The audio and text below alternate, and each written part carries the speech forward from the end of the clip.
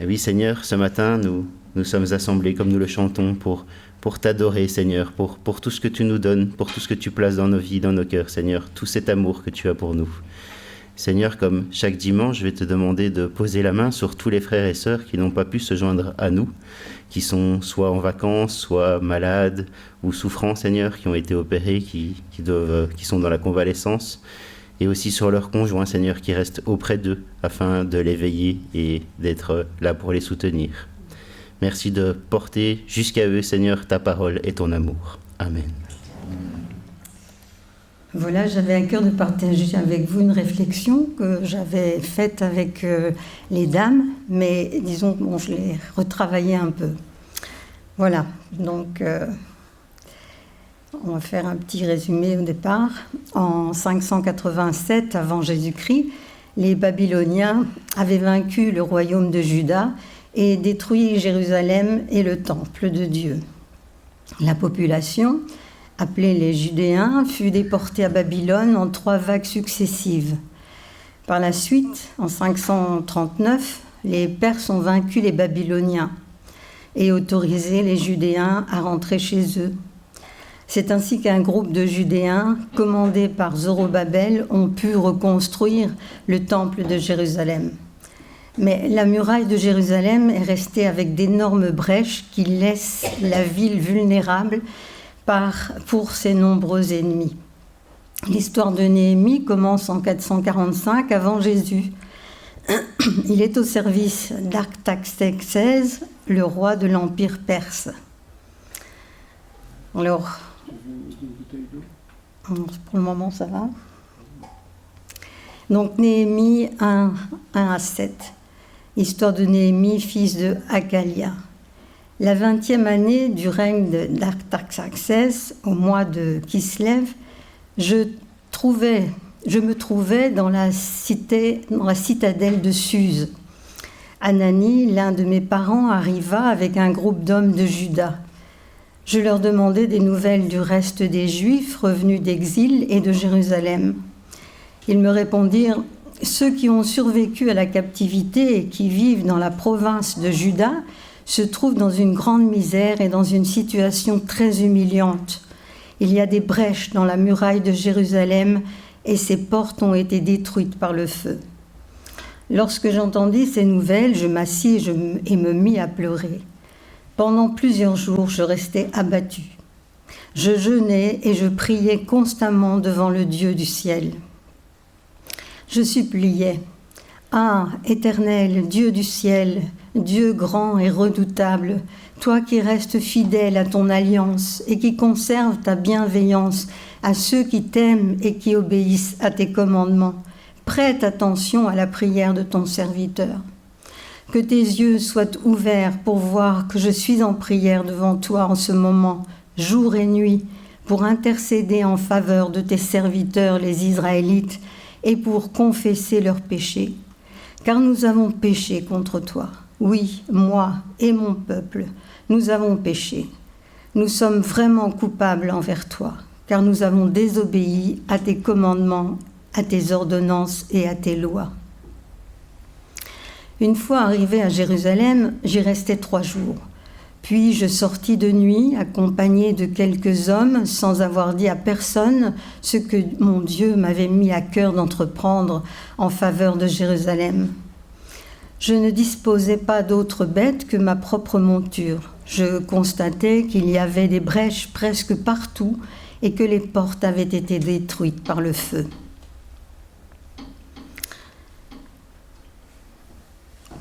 Au cours de l'histoire du peuple d'Israël, nous voyons comment la sévérité de Dieu a pu se manifester à l'égard d'Israël. Mais nous voyons également la bonté et la fidélité de Dieu qui n'a pas oublié son peuple et plus particulièrement les promesses qu'il avait faites à son serviteur David. Lors de l'exil à Babylone, Dieu a vu et entendu le repentir de son peuple. Selon sa parole, dans Zacharie 1,12, après 70 ans, Dieu est intervenu pour permettre à une partie des Judéens de rentrer dans leur pays et de reconstruire le temple de Jérusalem. Pourtant, tout n'était pas gagné d'avance. car la ville restait très vulnérable. Les difficultés de tous ordres, les menaces et les persécutions n'allaient pas tarder à se manifester. Mais Dieu rappelle à Zorobabel que ce n'est ni par la puissance, ni par la force, mais par son esprit, que le peuple va reconstruire le temple de Jérusalem. Même s'il se situe dans un contexte différent du nôtre, les livres de Néhémie et d'Esdras sont riches d'enseignements, pour chacun d'entre nous, comme pour toute l'Église. Nous découvrons que le principal reproche que Dieu adresse à son peuple, c'est son infidélité. Aujourd'hui, dans certaines circonstances, Dieu ne pourrait-il pas nous faire des reproches semblables ? Bien évidemment, notre infidélité ne se situe pas dans l'observation de règles comme dans l'Ancienne Alliance, mais nous avons cet immense privilège de vivre dans cette alliance de cœur dont Jésus s'est porté garant en mourant sur la croix. Cette alliance nous a introduits dans une relation d'amour et de foi dont il faut en prendre soin, en la cultivant, en la nourrissant au travers des enseignements fondés non sur des théories fumeuses, mais sur les paroles de Jésus qui sont esprit et vie. Le reproche que le Seigneur pourrait peut-être nous adresser aujourd'hui est notre manque de constance et de vigilance dans notre relation avec lui sur le plan spirituel. Leurs conséquences peuvent nous faire vivre une sorte de dessèchement, voire un délabrement intérieur, qui pourrait ressembler aux brèches des murailles de Jérusalem. Mais une chose est absolument certaine, Dieu a le pouvoir de construire et de reconstruire les murailles de notre vie autant de fois que nous voulons collaborer avec lui. Nous allons voir comment participer avec le Seigneur aux garde-fous qu'il veut mettre en place pour nous protéger, que ce soit sur le plan spirituel et matériel, par une réflexion adéquate, pleine de sagesse et de discernement. Souvenons-nous que nous nous sommes approchés de Jésus, le médiateur d'une alliance nouvelle, et de son sang qui parle mieux que celui d'Abel. Le sang d'Abel criait vengeance. Celui de Jésus apaise la colère de Dieu pour l'humanité.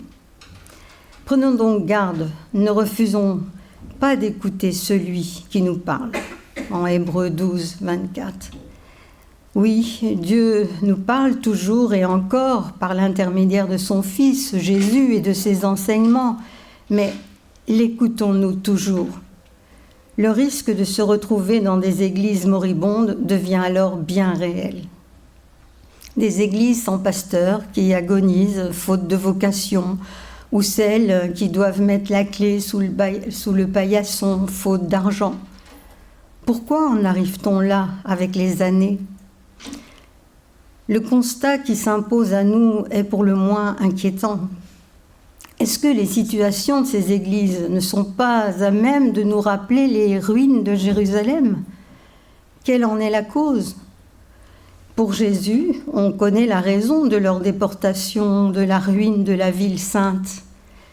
Les Judéens n'ont pas écouté les avertissements que Dieu leur avait donnés par l'intermédiaire des prophètes. Et c'est bien l'entêtement de leur infidélité qui les a conduits à vivre ces souffrances causées par les envahisseurs.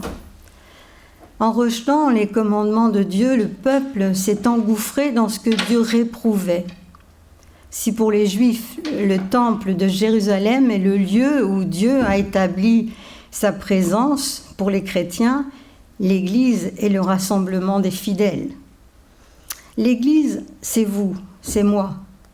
Et il est important de se rappeler que l'Église est en état de siège dans le monde. Pourtant, Jésus va faire une déclaration à l'apôtre Pierre, dans Matthieu 16, 18. « Et moi, je te déclare, tu es Pierre, et sur cette pierre, j'édifierai mon Église, contre laquelle la mort ne pourra rien. » Rappelons-nous encore que, selon Jésus, le monde représente le royaume de Satan, le prince des ténèbres. L'Église reste dans son ensemble la cible d'un ennemi qui a pour objectif la destruction de la foi des enfants de Dieu. Il faut bien admettre que depuis le début de l'ère chrétienne, l'Église a été la cible de multiples persécutions qui continuent encore dans beaucoup de pays. Mais aujourd'hui, en Occident, c'est en grande partie l'apathie spirituelle, la tiédeur de la foi des chrétiens, le manque d'engagement dans les prières, l'absence de cohérence entre les paroles et leur concrétisation en actes de foi. C'est tout cela qui a ouvert des brèches sur les murailles qui protégeaient l'Église. Peut-être oublions-nous trop souvent que le rempart de l'Église reste et restera l'enseignement de la parole vivante et éternelle de Dieu. À notre époque, on voit fleurir des prédicateurs de mensonges qui plongent une partie importante de chrétiens dans une confusion incroyable. Il y a actuellement dans le monde une puissance d'égarement qui fait croire aux mensonges. Pourtant, Jésus ne nous a-t-il pas dit que nous reconnaîtrons l'arbre à son fruit ? Mais revenons à Néhémie qui inspecte la muraille de Jérusalem. À Jérusalem, il y a d'énormes brèches dans les murailles, si bien que la défense de la ville n'est plus possible. Le bilan est bien négatif. Dans le monde aujourd'hui, la foi chrétienne est souvent dans un état semblable et s'en trouve discréditée, voire méprisée. Le constat est sans appel, pourrait-on dire, et on serait tenté d'en se tenir là. Lorsqu'il était encore en captivité, Néhémie s'était informé de la situation où se trouvait la partie du peuple qui était déjà retournée à Jérusalem et qui se trouvait dans une grande misère. Les nouvelles qu'il recevait étaient accablantes. Il nous est dit que Néhémie s'assit et se mit à pleurer. Mais il n'en reste pas là. Il nous est dit aussi qu'il jeûnait et priait constamment. Esdras et Néhémie se sont laissés émouvoir par les ruines de leur pays et principalement les ruines du temple de Jérusalem. À des périodes différentes, ils se sont tous deux associés au peuple dans leur prière de repentance. C'est ça qui est important, c'est de s'associer aux prières de repentance aussi. On voit qu'alors la repentance authentique ouvre le chemin à un changement de pensée, puis de comportement qui valide la repentance. Dieu va répondre à Néhémie en lui mettant à cœur le projet d'aller reconstruire les murailles de Jérusalem. Il faut noter que ce projet était inspiré par Dieu en réponse aux prières et aux jeûnes de Néhémie. Mais ce projet, Néhémie va devoir le soumettre au roi Artaxerxès pour que celui-ci accepte de le laisser retourner à Jérusalem. Là encore, on peut voir l'intervention de Dieu. C'est le roi lui-même qui s'inquiète de la tristesse de Néhémie. Néhémie a donc une belle opportunité de partager le motif de sa tristesse et le projet qui lui tient à cœur. Une fois à Jérusalem, le texte rapporte que l'opposition se met en place dès que les travaux de reconstruction commencent. Étonnant, n'est-ce pas ? D'abord par de l'intimidation, le mépris et les mensonges. Les adversaires avaient même le projet de massacrer ceux qui s'étaient impliqués dans la reconstruction des murailles. Mais Dieu veillait et déjouait les plans des adversaires. Lorsque nos plans et nos œuvres sont en accord avec la pensée et la volonté de Dieu, c'est vrai que les difficultés et les découragements ne manquent pas de se manifester. Mais comment relever le défi d'une Église agonisante, sinon en décidant de se consacrer ou de se reconsacrer corps, âme et esprit au service du Maître, qui tient notre souffle dans sa main. Rappelons encore que la finalité des plans conçus par Dieu lui appartient, si toutefois nous coopérons avec lui. Néhémie avait organisé les travaux de façon qu'une partie des ouvriers avait des armes pour se défendre et aussi pour défendre l'autre partie des ouvriers qui travaillaient à la reconstruction de la muraille. Pour notre part, nous savons aujourd'hui que les armes mises par le Seigneur à notre disposition sont des armes spirituelles.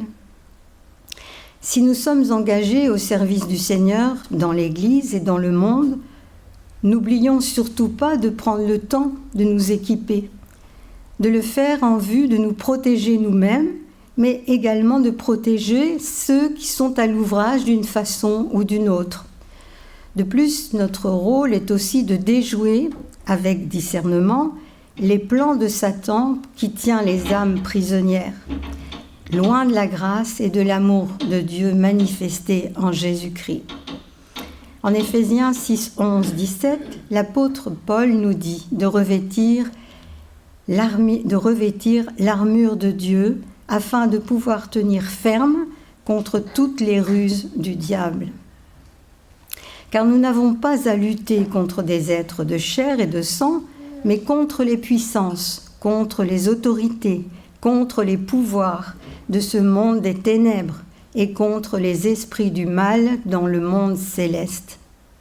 Et il va encore insister au verset 13. C'est pourquoi endosser l'armure que Dieu donne afin de pouvoir résister aux mauvais jours et tenir jusqu'au bout après avoir fait tout ce qui était possible. Au verset 14, Paul va aussi détailler en quoi consiste cette armure. Tenez donc ferme, ayez autour de la taille la vérité pour ceinture. Paul nous rappelle que la personne de Jésus nous entoure comme une ceinture. Elle nous protège et nous permet de rester stables dans notre position de chrétien. Revêtez-vous de la droiture en guise de cuirasse. Ce sont nos pensées, lorsqu'elles sont intègres, qui représentent notre cuirasse, une protection pour ne pas dévier du chemin de foi. Au verset 15, « Ayez pour chaussure à vos pieds la disponibilité à servir la bonne nouvelle de la paix. » Les chaussures protègent la fragilité de nos pieds et nous donnent l'endurance à la marche. Et réfléchissons à toutes les occasions qui nous sont données de devenir des messagers de paix dans un monde tourmenté et apeuré par un avenir incertain. C'est dans ce contexte troublé que nous pouvons nous rendre disponibles pour aller vers les autres.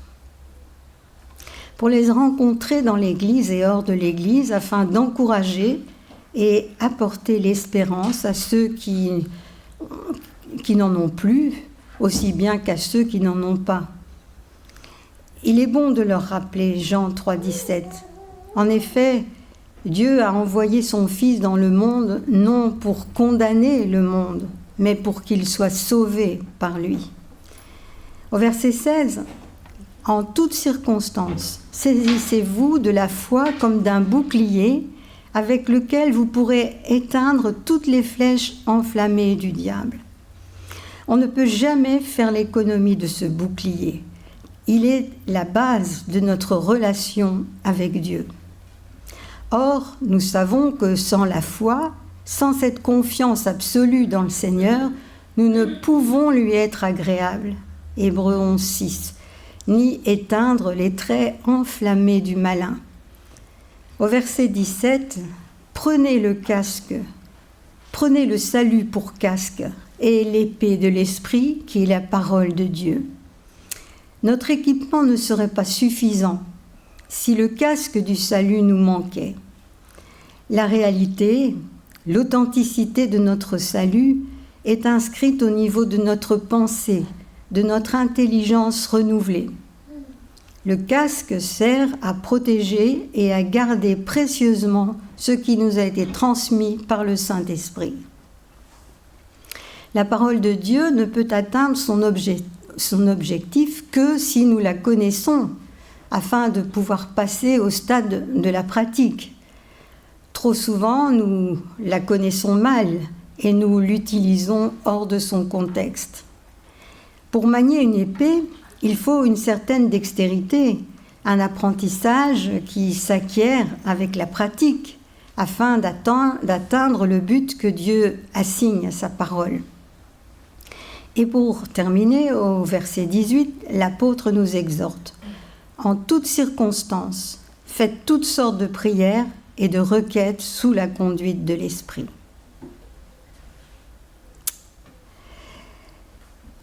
Faites-le avec vigilance et constance, donc, et intercédez pour tous ceux qui appartiennent à Dieu.